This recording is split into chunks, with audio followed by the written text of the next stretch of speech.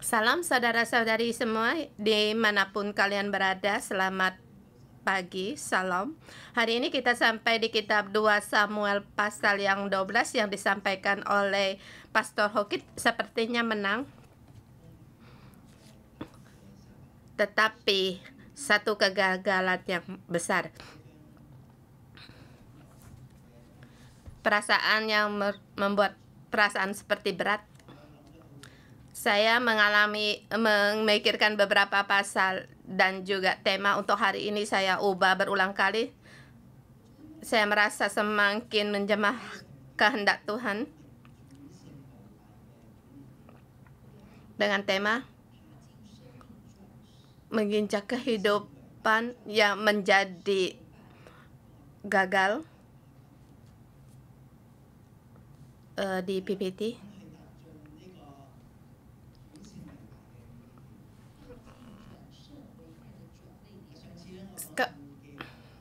Sebelumnya aku mengatakan di pasal yang ke-8 mengatakan Daud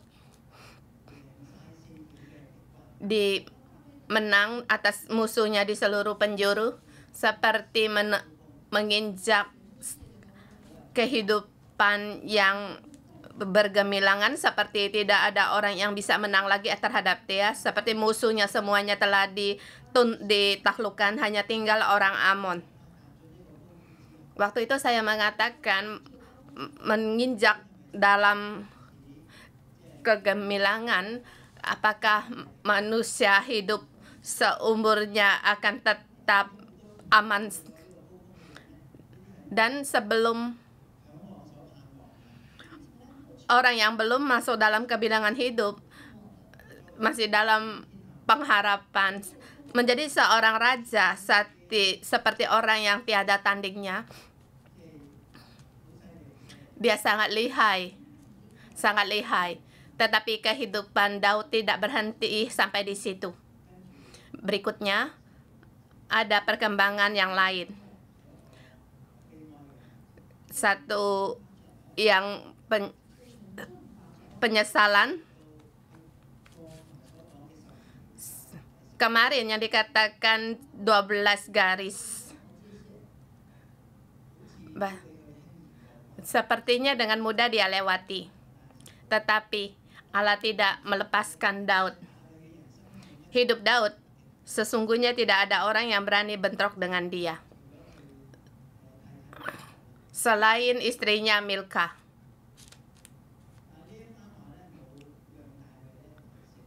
Tetapi dalam perkataan ini tidak menyadari Daud. Daud tidak lagi mengadakan hubungan dengan Milka. Sebagai raja, dia mau tidur dengan siapapun, dia boleh memilih.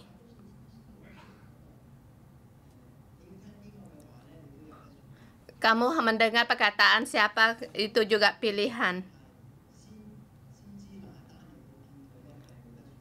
Tapi hari ini Allah mengutus Nabi Nathan, dia tidak ada pilihan lain.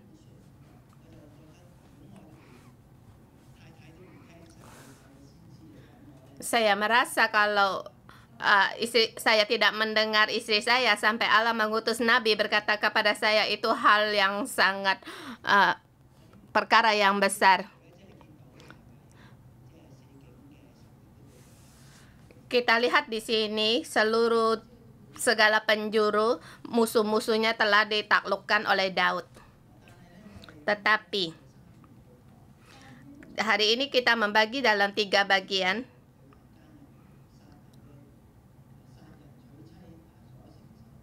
Daud harus mempertanggungjawab kegagalannya dalam mengambil istri, dalam dosanya mengambil istri orang.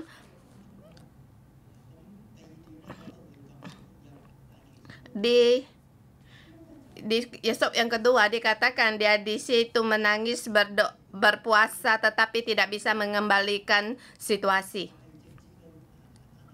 Sampai akhirnya Nathan mencari dia. Di hadapan Nathan dia mengaku dia bersalah kepada Tuhan. Bahkan sangat jelas ia mendengar hukuman Allah terhadap dia. Salah satunya anak yang dilahirkan dengan Batseba akan mati. Dia di situ menangis meratap, masih dengan harapan yang terakhir agar Allah mengubah hatinya.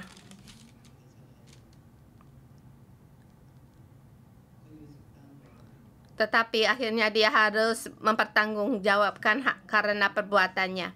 Di ketiga dikatakan dia sepertinya menang karena dia dengan waktu yang panjang dia menang atas orang Bani Amon. Dia menang, tetapi di dalam situasi peperangan yang di dalam, dia melihat di segala sesuatu dia menang. Dia hidup dalam ketenangan dan akhirnya kegagalan dalam hatinya dan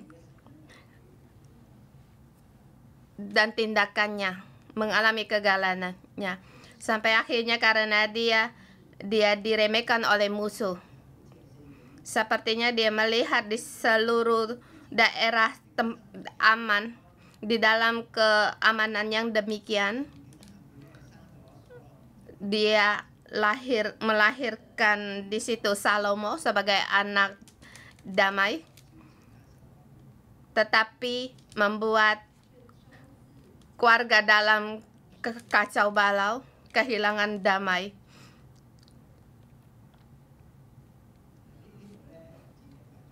Di sini di pasal yang 8 di seluruh penjuru yang ditaklukkan oleh Daud.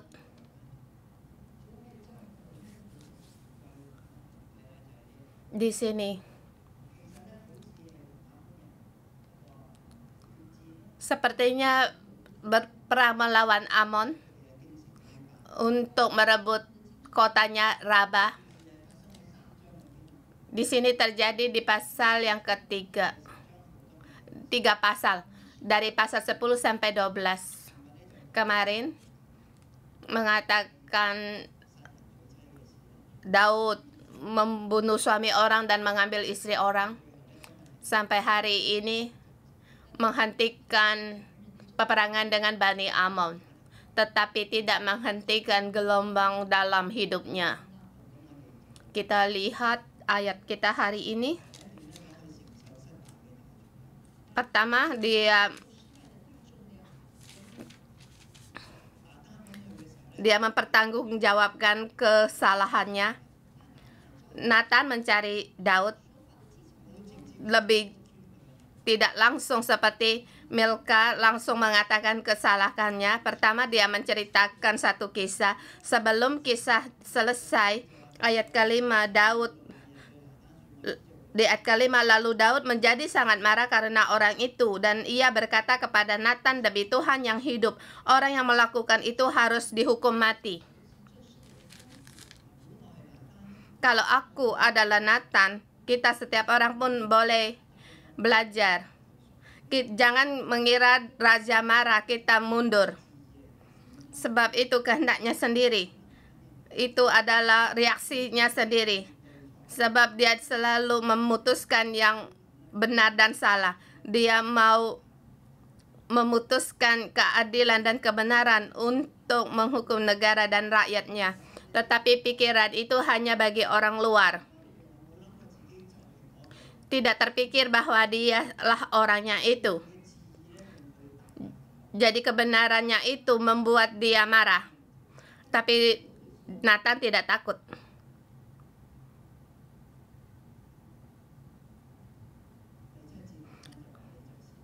Di ayat ke-7, berkatalah Nathan kepada Daud, engkaulah orang itu. Kamu begitu marah? Tidakkah terpikir kamulah orangnya itu?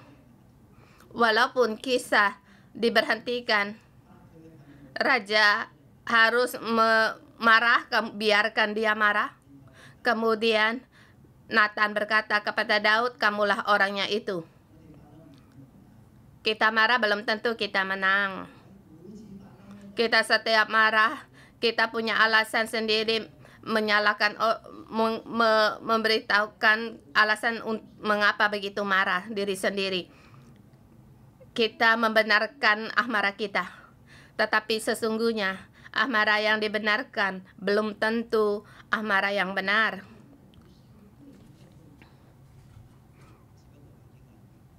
Hanya mengatakan orang ini lagi marah,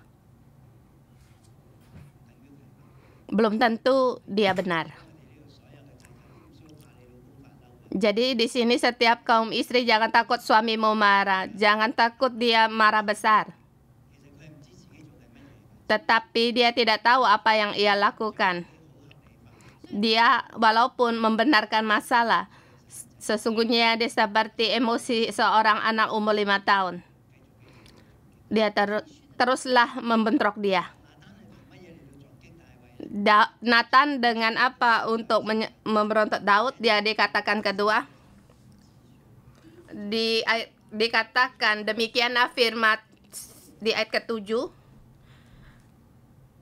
Beginilah firman Tuhan Allah Israel. Kemudian ayat 11. Beginilah firman Tuhan.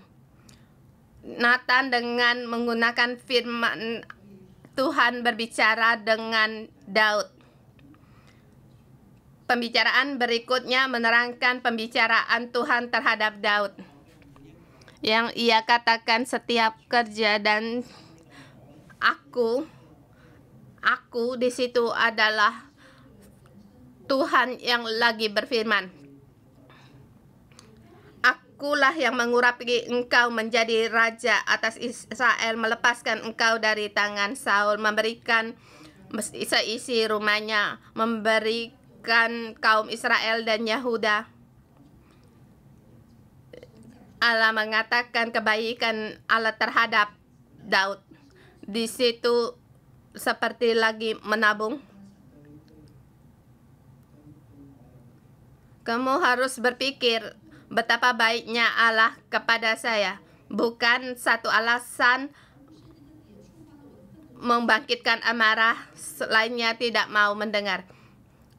Ayat ke-9, mengapa engkau menghina Tuhan? Ayat 11.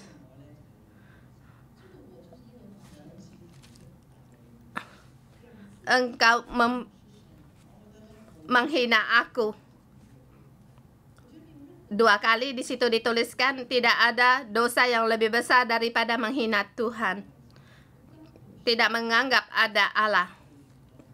Setiap kita melanggar batas, maka kelakuan kita mengira Allah tidak melihat. Allah tidak melakukan. Allah tidak buka mulut. Allah akan menganggap semua tidak ada yang terjadi. Itu adalah penghinaan terhadap Allah, yaitu perintah pertama. Pertama, kita harus menghormati Allah karena Dia yang mengasihi aku. Tetapi kita meremehkan kasih ini. Bagaimana melepaskan aku dari tangan Saul? Memberikan isi rumah kepadaku dan tempat-tempat Israel kepadaku. Seperti meremehkan Tuhan. Sepertinya Allah hanya membuat kebaikan kepadanya. Di setiap yang menghina Tuhan seperti tidak terlihat. Jadi dia telah melanggar perintah yang pertama, dan di bawah seterusnya 11 garis batas semuanya rebah semua. 10 perintah semuanya dilanggar. Ayat ke-9 yang di berikutnya. Uria orang Het itu kau biarkan tewas dengan pedang, istrinya kau ambil menjadi istrimu, dan dialah diri sendiri telah kau biarkan dibunuh oleh pedang Bani Anom.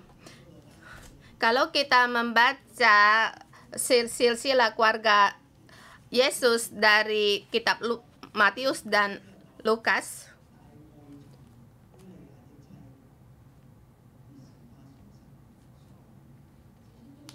Dikatakan Daud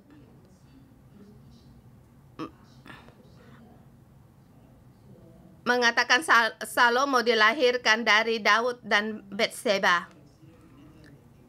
Dalam sejarah terus ditulis, tidak ada orang yang bisa menghapuskan.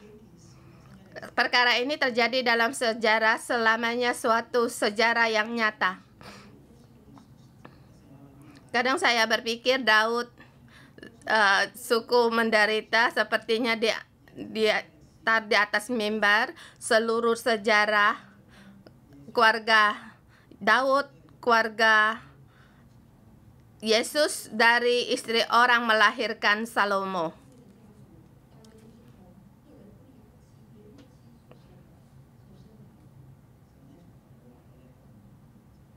Allah tidak menyebut bahwa ini istrinya Daud. Di sini kita melihat pengaruh dari dosa. Kalau Allah mengatakan kita menghapuskan, mengampuni segala dosa kita, dengan kita, hubungan kita dengan Allah Dia mengampuni kita, memberi kita jalan yang baru, mengampuni kita. Tetapi kenyataan tidak bisa dihapuskan. Seperti kalau ada paku terpaku di tangan saya, paku itu dicabut,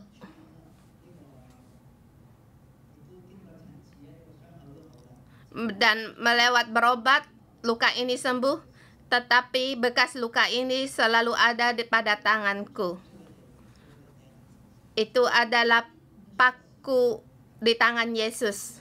Kenyataan yang tidak bisa berubah, hanya hubungan yang berubah. Pada saat kita berkata waktu Allah mengampuni dosa kita, Dia tidak lagi menghitungkan kesalahan kita terhadapnya, tetapi kenyataan dosa dalam hidup kita seumur hidup kita tidak bisa berubah kenyataannya. Dan saya merasa kita harus belajar bagaimana untuk tidak menghina Tuhan. Kita harus dari sini, bagaimana kita melewati dari garis ini, kenyataan dalam sejarah akan terus mengikuti hidup kita. Dan bagaimana kita melihat kenyataan, ada kesempatan kita akan lihat kenyataan yang tidak bisa berubah. Kemudian memberikan hukuman pada Daud. Ayat ke-10 yang A, pedang tidak akan menyingkir dari keturunanmu sampai selamanya. B, dari ayat ke-11, bahwasanya malapetaka akan ditimpakan ke atasmu datang dari kaum keluargamu sendiri dan mengambil istri-istrimu di depan matamu dan memberi kepada orang lain. Yang C, orang itu akan tidur dengan istri-istrimu di siang hari.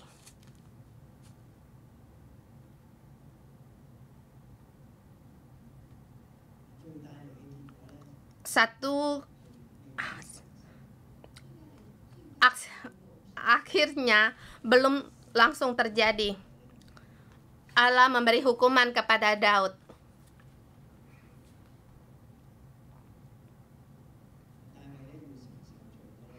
Daud harus menghadapi beratnya hukuman dari dosa.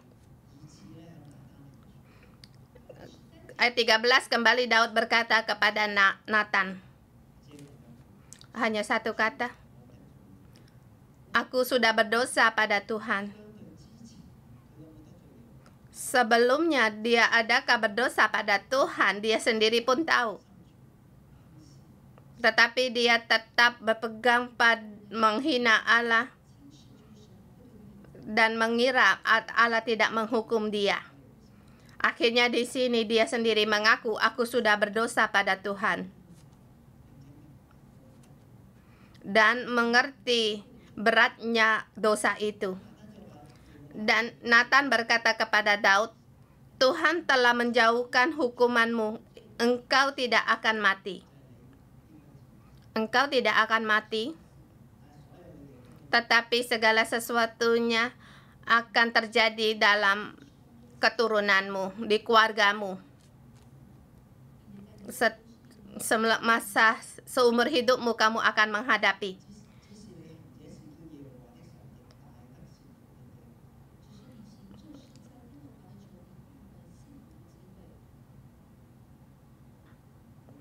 Di ayat 14, walaupun demikian karena engkau perbuatan itu sangat menista Tuhan, pastilah anak yang dilahir itu akan mati bagimu.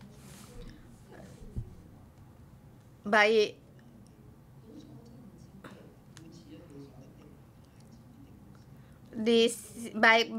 kesalahan bagi orang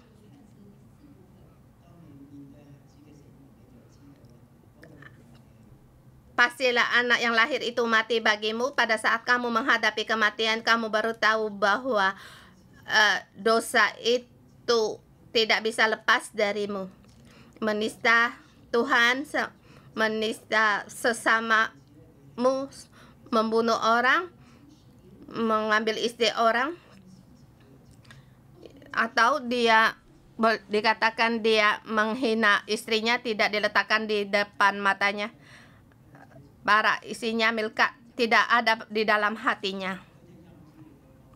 Dia memuaskan nafsunya saja. Dan dia sehitung meremehkan berbuat satu kesalahan.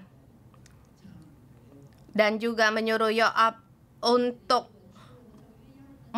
menyembunyikan rahasia membunuh orang. Yaitu perintah yang ke-9, dia juga melanggar yang ke-10. Dia mengingini istri orang lain. Kalau perintah pertama gagal, seperti kartu yang satu persatu rebah. Jadi harus kita katakan, perintah pertama kita harus, fondasi harus kokoh dan kuat. Tapi tidak terpikir seperti dalam peperangan kita memikirkan apa Tuhan memberikan kemenangan, mau apapun didapati di sini, melupakan hukuman Allah, meremehkan hukum Taurat Tuhan. Di ayat ke-9, mengapa engkau menghina Tuhan dengan melakukan apa yang jahat di matanya? Menghina. Bagi kita juga percaya karena pertumbuhan hidup kita, karena kita percaya Yesus, kita mulai tahu bahwa ada Allah. Perlahan kita mengenal Dia, tetapi kita belum lagi mengenal Dia. Bahwa betapa besarnya Allah di dalam hidup kita. Kita masih tetap punya keegoan sendiri. Mengapa kamu mengasihi Allah? Karena Allah terhadap saya baik. Seperti masalah dari Ayub. Pada saat Allah tidak baik kepadamu, apakah kamu tetap percaya kepada Allah?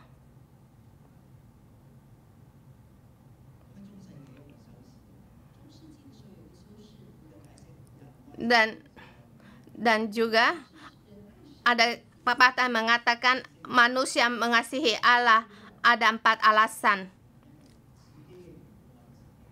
Karena manusia, karena dirinya sendiri mengasihi diri sendiri. Semuanya untuk demi sendiri dan mengambil keputusan. Untuk mengambil keputusan kedua, tahap yang pertama, karena mengasihi diri sendiri untuk mengasihi Allah, dan juga untuk kebaikan diri sendiri. Dan tahap yang pertama, karena Allah sendiri mengasihi Allah.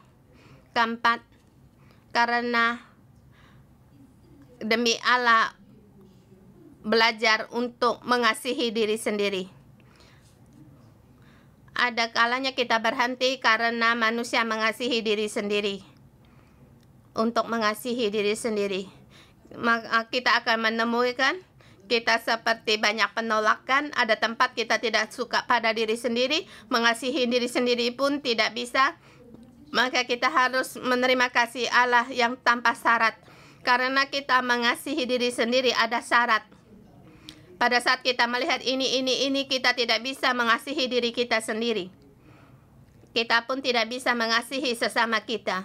Pada saat kita menerima kasih Allah yang tanpa syarat ini, maka hidup kita akan semakin naik.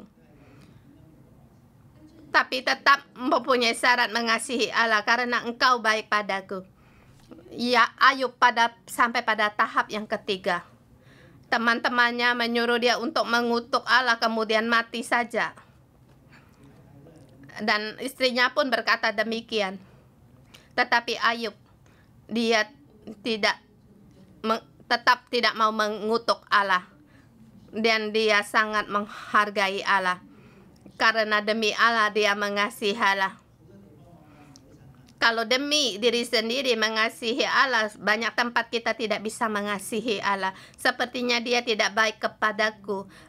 Badai angin yang dihadapi memberitahukan pada saya bahwa Allah itu tidak baik terhadap saya.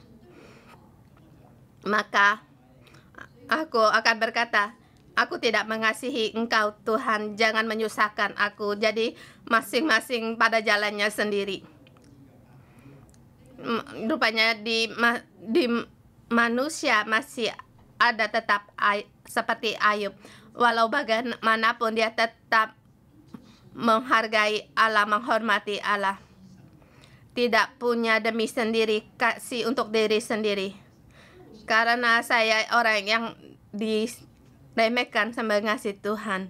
Tetapi adakah kamu mendapat keuntungan atau tidak kasihnya kepadamu? Itu tidak ada hubungan yang langsung.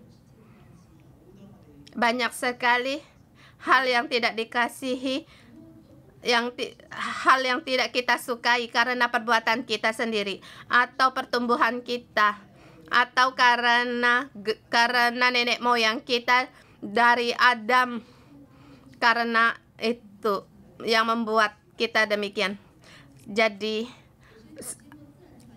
sifat kita tidak berdaya. Sesungguhnya tidak ada hubungan. Bukan itu perkara Tuhan. Sebab Allah menciptakan semuanya itu baik. Segala berkatnya itu adalah baik. Hidupmu, di dalam hidupmu dan aku, sesungguhnya Allah membuatkan hal yang sama. Mengubah kesusahan menjadi berkat. Asal kamu tetap berpegang teguh kepadanya. Kita masuk di bagian yang ketiga. Berdoa, puasa pun tidak bisa mengubah situasi. Pada saat Daud mendengar kematian anak itu, dia tidak menangis lagi, dia bangkit untuk makan. Kemudian orang bertanya kepadanya, mengapa demikian? Ayat 22. Jawabnya, selagi anak itu hidup aku berpuasa dan menangis, karena pikirku siapa tahu Tuhan mengasihi aku sehingga anak ini tetap hidup. Allah apakah mengubah nasibnya? Sebelum nasib terjadi, dia berusaha sendiri dengan kekuatannya. Kamu dan aku apakah akan berbuat demikian? Kita pun akan. Kita berbuat demikian karena terhadap kasih Tuhan dan keadilannya. Kita tidak bisa berpegang. Kasih setianya apakah akan mengubah keadilannya? Apakah lebih besar dari keadilannya? Atau adakah perubahan yang lain? Di dalam hati kita banyak sekali pertanyaan. Tetapi Daud sekarang mulai memahami sesuatu. Tuhan, dia Allah yang tidak boleh dinistakan. Kita semua ada di tangan Tuhan. Dia nyata. Walaupun dia tidak terlihat, tidak bisa dijamah. Tetapi seluruh alam semesta dan masyarakat ada di tangan Tuhan.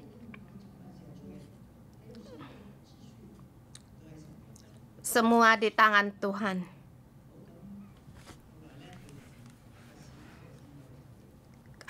Kemudian dia dengan Batseba melahirkan seorang anak, diberi nama dengan Salomo, artinya damai, karena negara masuk dalam keadaan yang damai.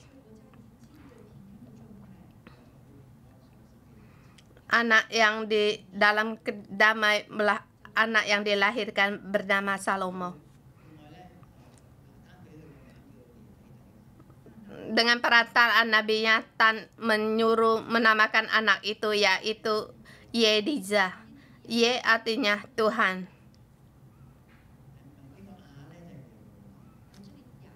Ya adalah Tuhan, yaitu Yahweh. Yedi depannya, Yati, nama ini yang dikasihi. Nama Daud juga berarti demikian. David, yaitu kata yang sama dengan bahasa orang Yahudi. Tapi perkara ini mulai berubah sampai di bagian yang ketiga, ayat 26 sampai dengan 31. Saya dengan tema penampilannya sepertinya menang, tapi di dalam peperangan di sini, kedamaian di sini dia melahirkan, dia di situ mendapatkan seorang anak. Di sini di poin yang ini, Yoab berkata kepada Daud, "Aku berperang melawan kota Rabah dan telah merebut pula kota air."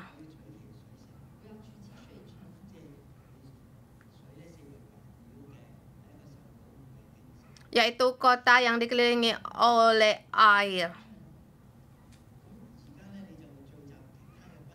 Oleh sebab itu kumpulkanlah sisa tentara, kepunglah kota itu dan rebutlah, supaya jangan aku merebut kota itu dan jangan namaku menjadi nama kota itu.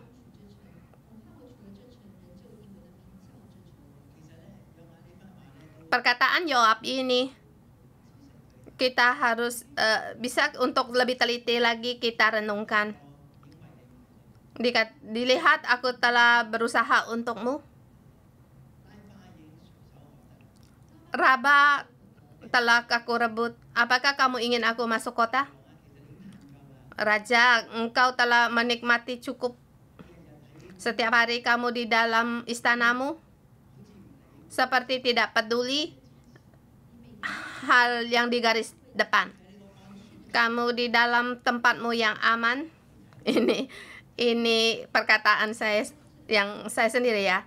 Kamu di situ berbuat dosa. Kamu merasa kamu telah bebas. Kamu di dalam ketenanganmu, kamu tidak usah lagi untuk berperang. Sekarang masih tinggal sedikit. Apakah kamu mau merebut kota itu? Karena aku telah berusaha. Apakah kamu mau berbuat sebagian? Kamu boleh secara positif memikirkan perkataan dari Yoab ini. Dia seperti yang kedua, agar Daud merebut kota itu. Atau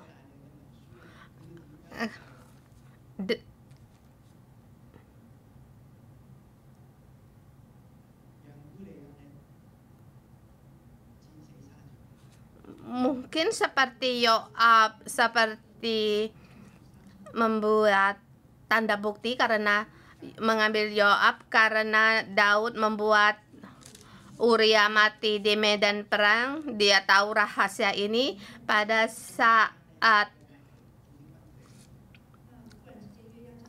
mereka berperang, menyuruh Yoab mundur sehingga Uria mati di garis depan.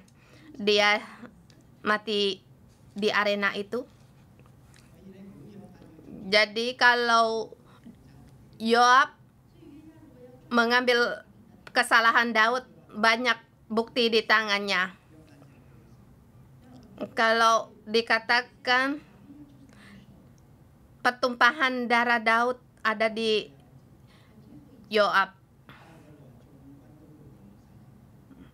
Yang terakhir sesudah itu pulanglah Daud dan seluruh tentaranya ke Yerusalem. Mereka kembali ke Yerusalem, kota damai. Dari kata Salom.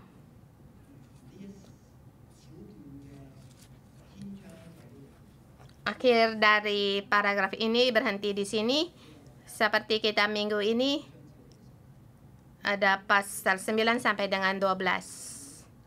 Kita lihat Daud seketika mulai perubahan kemerosatan kegagalan dalam hidupnya. Mengapa dia dari kemenangan menjadi kegagalan? Karena kemenangan yang ia dapat terlalu banyak. Dia terlalu sombong. Dia mengira walau bagaimanapun Allah tetap menopang dia. Dia terus-menerus menyatakan keinginan hidupnya. Yang dia inginin semuanya pun ada. Hatinya mulai meremehkan Tuhan. Dia menganggap Tuhan sebagai senjata kemenangannya. Dia mengira Allah tidak meminta pertanggungjawab dalam hidupnya. Seperti kataan Milka, satu kata dia pun tidak peduli. Siapa yang dia takut? Siapa yang bisa membongkar rahasianya? Hari ini Allah mengutus Nabi Nathan. Hanya mengatakan satu kisah. Daud menjadi sangat marah.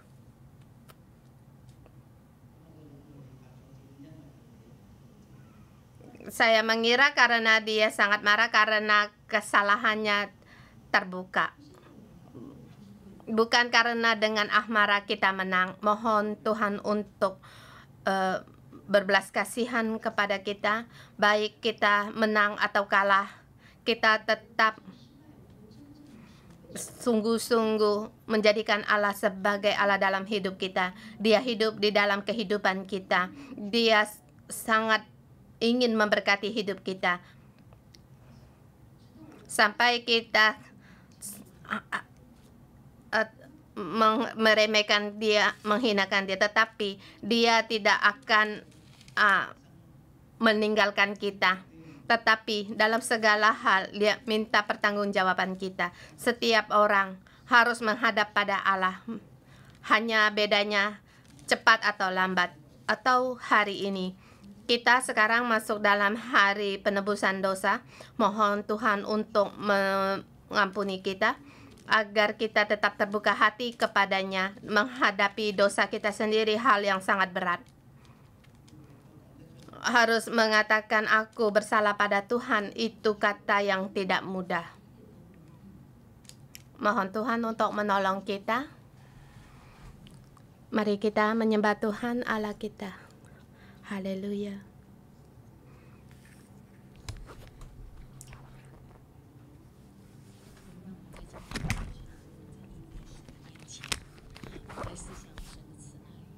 Kita merenungkan kebaikan Tuhan. Allah yang mengasihi kita. Mari kita hari ini fokus tertuju pada Tuhan. Haleluya. Haleluya, kita berdoa. Allah selamanya. Allah tidak meninggalkan aku. Mari kita menyembah Tuhan. Shalom Bapa.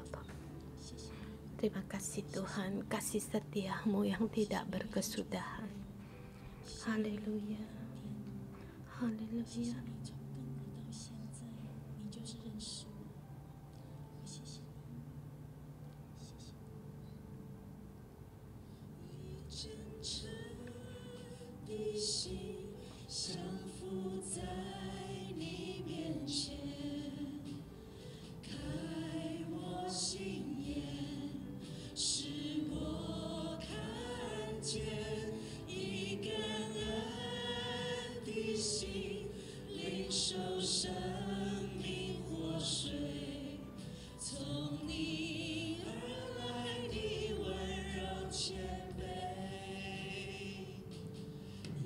真诚的心降伏在你面前，开我心眼，使我看见一感恩的心，领受生命活水，从你而来的温柔谦卑。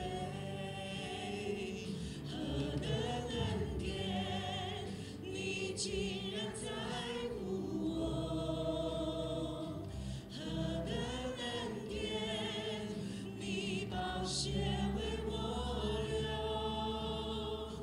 何等恩典，你以尊贵荣耀为我冠冕，我的罪必充满赞美。何等恩典，你竟然在乎我！谢谢你。何等恩典，你宝血为我流！何等恩典，你以尊贵荣耀为我冠冕，我的罪必充满赞美。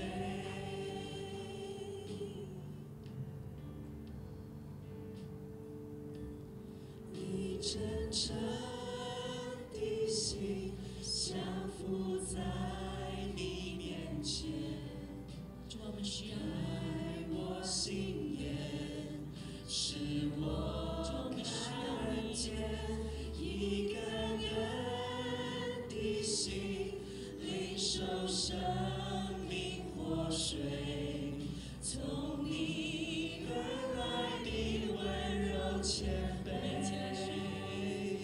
何等恩典，你竟然在乎我！谢谢你。何等恩典，你宝血为我流！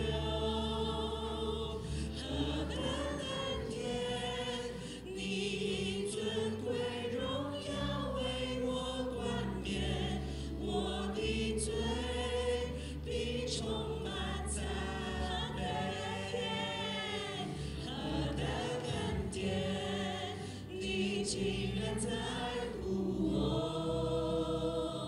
何等恩典，你宝血为我流！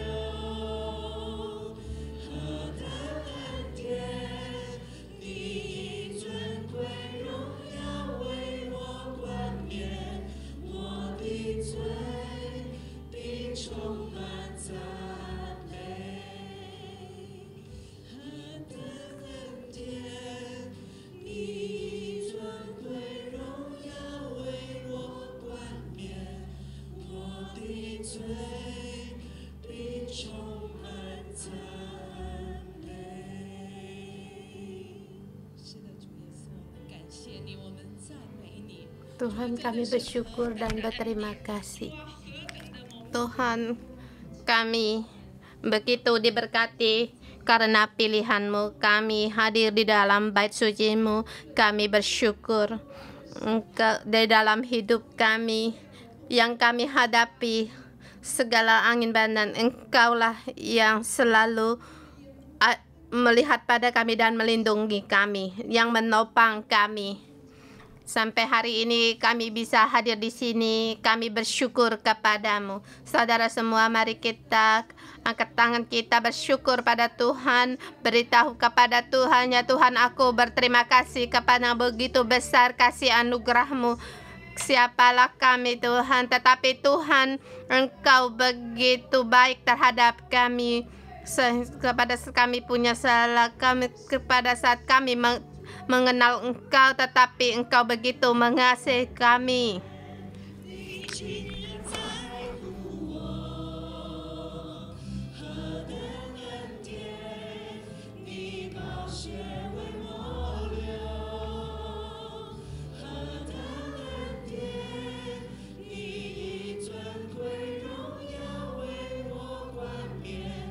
我的罪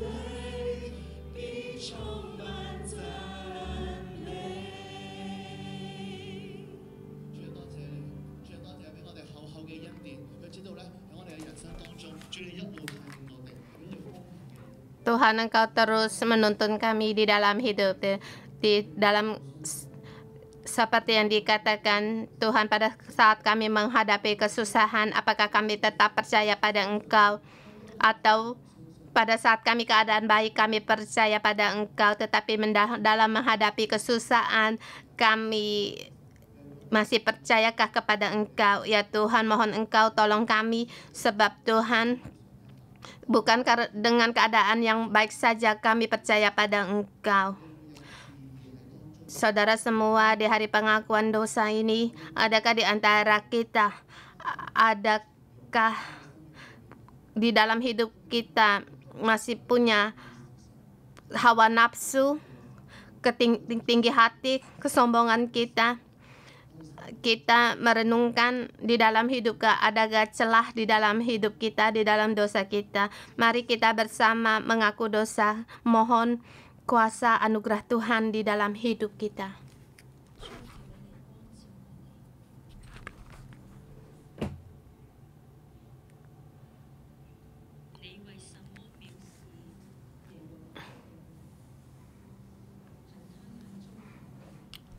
Mengapa engkau menghina Tuhan yang dengan melakukan apa yang jahat di matanya?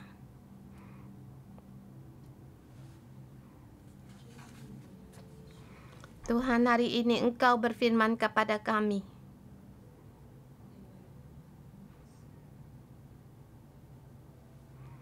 Mengapa kami melakukan yang jahat?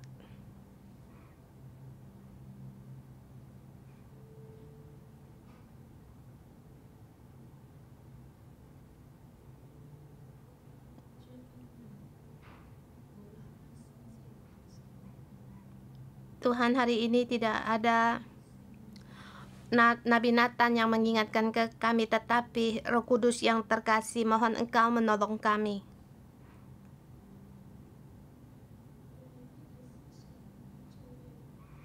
Adakah dalam hal perkara kami bersalah kepada Engkau, menghina Engkau, seperti tidak ada Engkau tidak ada Engkau?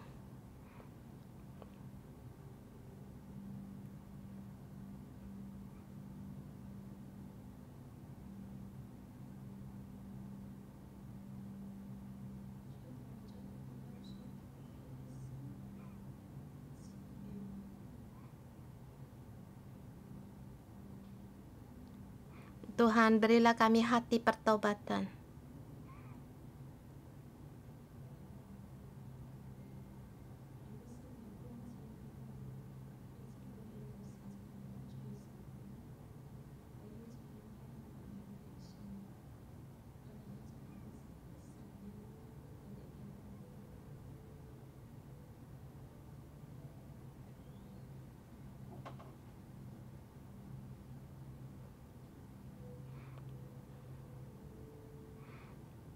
Kalau bisa kita sujud bersama, kita mohon, kita mengaku kesalahan kita.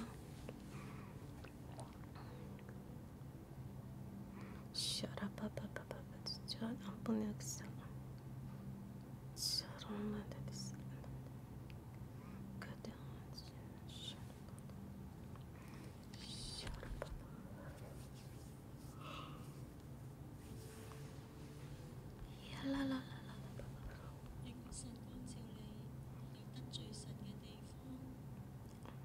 Adakah kita bersalah kepada Tuhan Allah kita?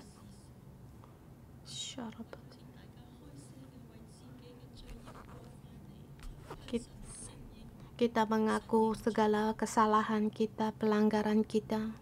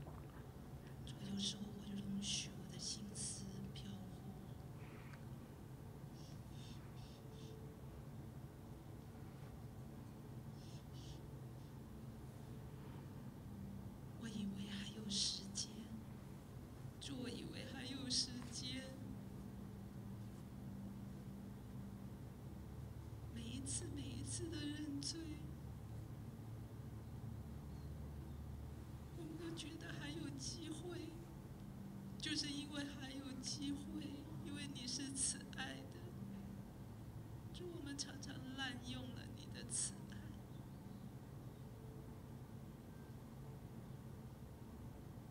我们享受在一个安舒圈里面，我们忘却了，不但是我们自己，外面还有很多很多的人，还有很多很多的生命，他们都需要你。我们得到了，我们就自以为是。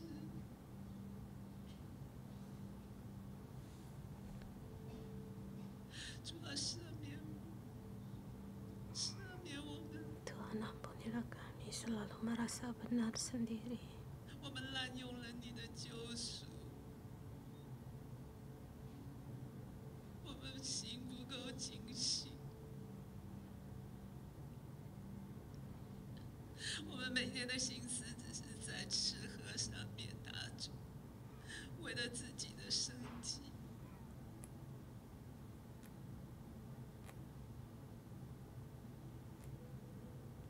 主啊，赦免我们，主，我们没有珍惜，没有珍惜每一天，每一分每一秒。主啊，我们没有去体贴你的心，没有想到你的心是如何的焦急，我们只想到自己。主啊，求你赦免我们。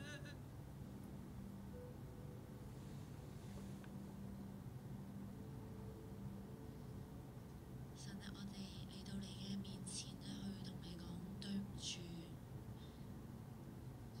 神咧喺我哋嘅生活作息上面，常常咧去得罪你。神啊，甚至咧你一次一次嘅去提醒孩子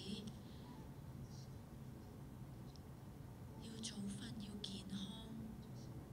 但係神咧，我裏邊咧卻係藐視你嘅提醒，藐視咧自己嘅生命，藐視咧自己嘅時間。神啊，呢啲一切咧都係你俾我嘅恩典。甚至係當呢有人咧嚟提醒嘅時候，我咧生命裏邊咧就大大發怒，拒絕你嘅提醒。神咧，我求你咧去赦免咧孩子佢心裏邊咧嘅叛逆，對你嘅提醒咧已經咧去藐視。神咧，我求你去赦免咧孩子裏邊藐視你嘅説話，輕看咧你俾我咧嘅恩典。神啊，你去提醒我咧，唔係咧你要嚟責罰我，神啊，而係咧你一次用一次又一次嘅恩典咧去挽回。神啊，你赦免咧孩子咧，我看錯你喺我裏邊嘅扭曲。神啊，我仲咧自以為咧自己咧係一個受害者。神啊，而係咧其實你嘅愛咧係一次又一次。神啊，我求你去赦免我，赦免我咧真係一個罪人，我大大得罪你。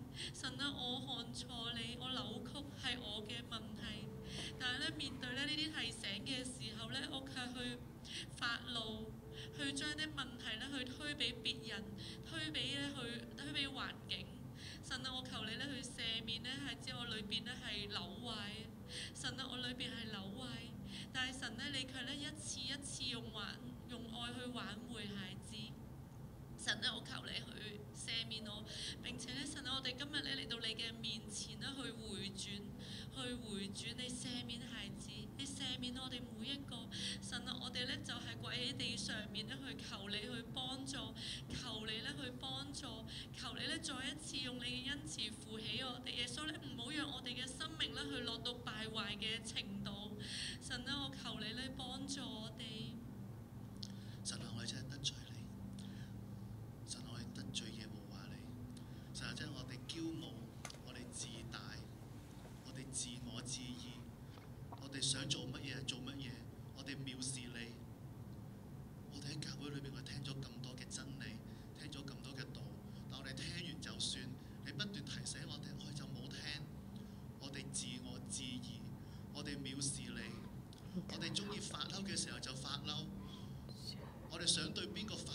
Kami mohon kepadamu, kadang kami mendengarkan setiap kata, tetapi hati kami sebentar saja lupa.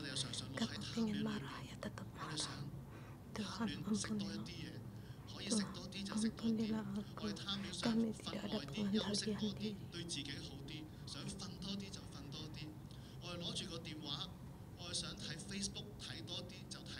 Ampuni Tuhan.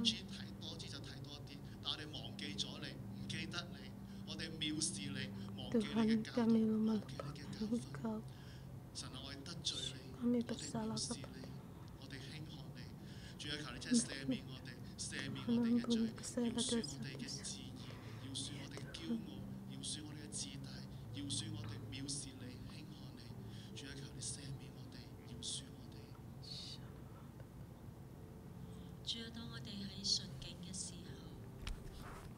Tuhan, kami bersyukur kepada Engkau. Kami berterima kasih Engkau telah berbuat baik kepada kami. Tuhan, di dalam hidup kami, kadang menghadapi perkara kami langsung bertanya kepada Engkau, mengapa hal ini terjadi? Tuhan, yang kami cari Allah yang memberkati, Allah yang mempunyai manfaat dalam hidup.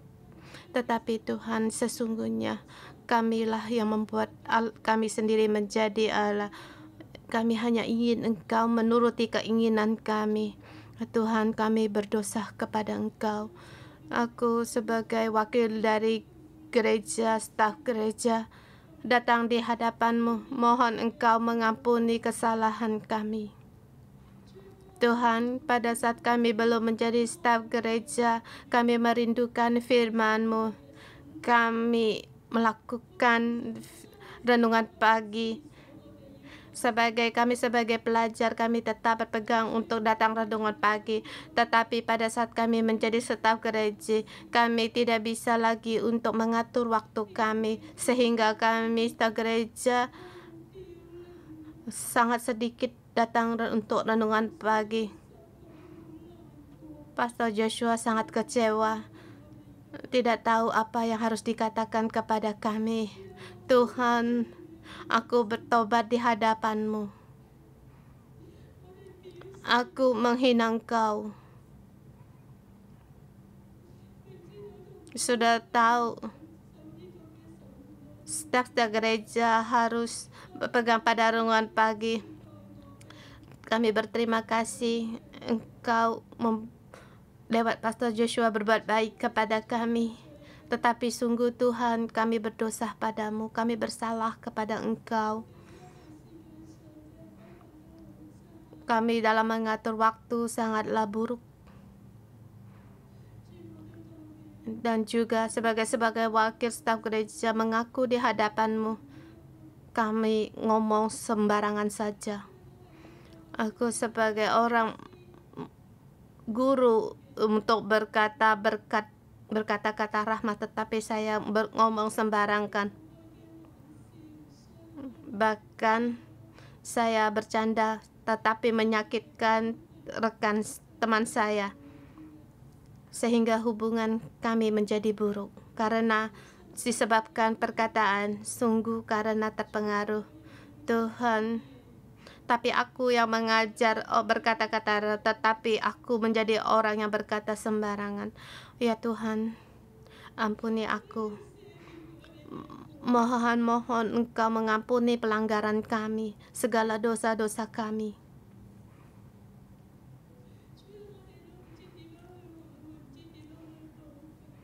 Tuhan, kami tidak tahu bagaimana harus membalasnya. Terhadap dosa yang kami akui berulang-ulang, kami merasa resah. Mohon Engkau mengampuni kami. Mohon Roh Kudus Engkau memberikan kepada kami. Hanya kekuatan dari Engkau kami bisa keluar dari keadaan kami dan bertobat dan menghadapi terobosan. Dan Tuhan, setiap bagi saudara-saudari kami yang di dalam hawa nafsunya, mohon Engkau mereka keluar, bukan hanya di situ saja, bahkan yang tinggi hati, yang sombong, yang tidak mengampuni, kami berseru kepadamu, mohon anugerah-Mu ada pada kami, agar karena punya kesempatan dalam pertobatan, Tuhan, Engkau menginginkan kehidupan kami menjadi kemenangan, tetapi kami dari kemenangan menjadi kegagalan. Mohon Tuhan, mohon Engkau berbelas kasihan kepada kami. Saudara-saudari, mari kita berseru, mohon Roh Kudus untuk menolong kita dari dosa, kita bisa kembali bertobat, agar kita tidak lagi melakukan kesalahan yang sama. Yang kita lakukan hanya menghina Tuhan. Kita berseru kepada Tuhan untuk menolong kita.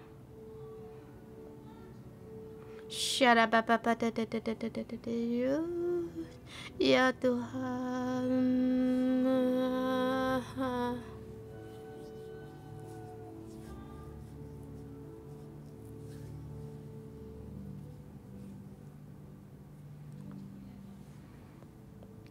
mohon Tuhan Engkau tolong kami. Sungguh kami tidak layak.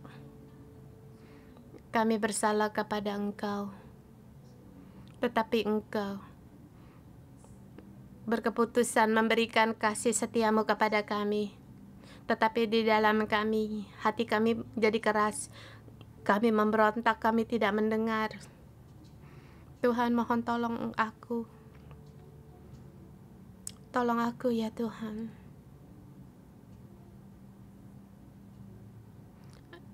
Ya Tuhan.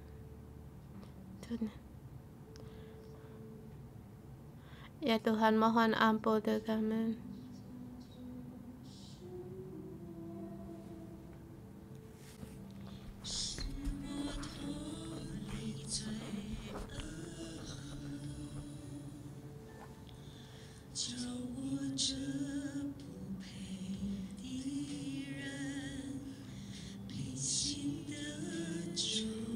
Agar aku orang yang layak ini, karena percaya Engkau selamatkan. Engkau berikan Roh Kudus untuk menolongku, agar aku mengatasi orang lamaku.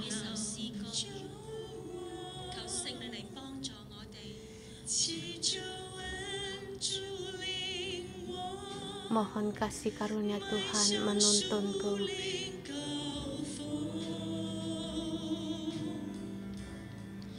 Dalam kerohanian Tuhan.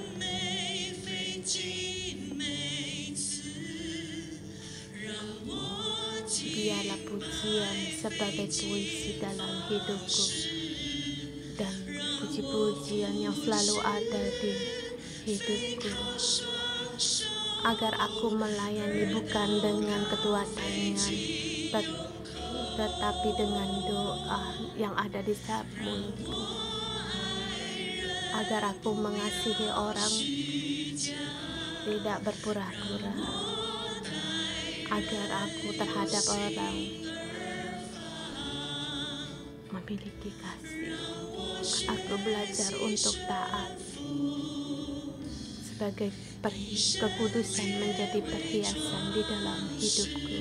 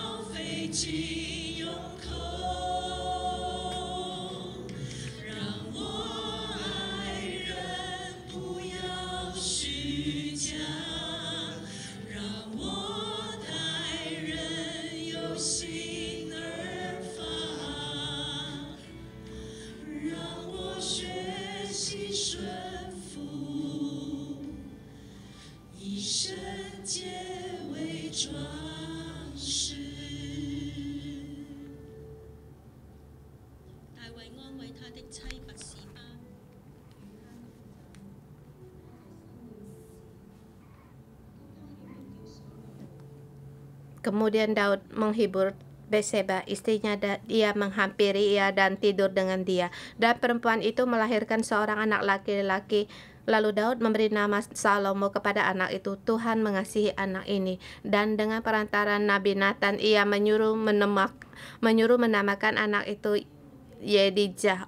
Oleh karena Tuhan, seberapa banyak dosa-dosa kami bertobat kembali kepada Engkau. Mohon Engkau memberikan belas kasihan-Mu kepada kami. Ini adalah anugerah terbesar kepada kami. Mohon Engkau tolong kami agar kami tidak menista Engkau lagi. Saya mengundang saudara untuk mengikuti saya dengan tangan terletak di atas hatimu. Tuhan Yesus yang terkasih, mohon Engkau menolong kami. Jangan lagi melakukan kesalahan kami yang sama. Kami tidak mau menistakan Engkau. Terima kasih Engkau memberikan kasih karunia kepada kami. Ya hatiku, kita hanya mengikuti Allah. Ya hati kami, kita harus merindukan firman Tuhan. Ya hatiku, walau keadaan bagaimanapun, aku tetap berkeputusan untuk memilih jalan kehidupan. Ya hatiku, Tuhan mengasihimu, Tuhan mengasihimu, Tuhan mengasihimu. Buang segala penyesalan dan menyalahkan diri. Karena kasih Allah, dalam pengampunan Tuhan kita mendapatkan kebebasan dan kita dimerdekakan. Dari hari ini aku setuju mengikuti Allah. Ya Tuhan, kami berterima kasih, berdoa dalam nama Tuhan Yesus Kristus. Amin.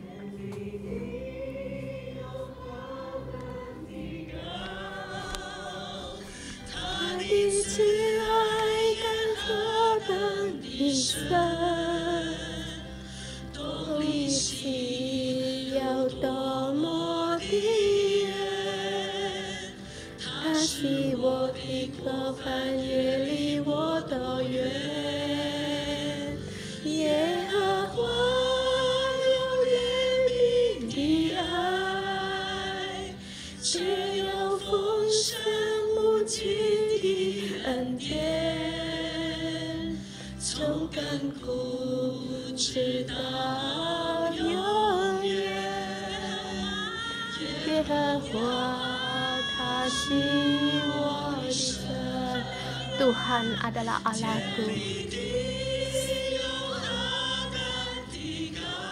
Seberapa tingginya jarak antara langit dan bumi, demikianlah kasih setiamu begitu dalam kepadaku. Dari timur ke barat, seberapa jauhnya Engkau memberikan kesalahan, demikianlah meninggalkanku. Tuhan penuh dengan kasih setia, bahkan berkat-Nya berkelimpahan dengan anugerah-Nya. Dari dulu sampai selamanya, Tuhan adalah Allahku. Yehova, 他是我的神，从亘古直到永远。耶和华，他是我的神，从亘古直到永远。耶和华，他是我的神。 Mari kita terima berkat. Dari dulu sampai selamanya, Tuhan adalah Allah kita. Dalam nama Tuhan Yesus memberkati saudara-saudari semua. Kelimpahan kasih karunia Allah ada padamu, menghapus segala kesalahanmu. Bahkan dalam nama Tuhan Yesus mendeklarasikan kita dibebaskan dari segala belenggu dosa kita. Kita tidak lagi menista Tuhan Allah kita.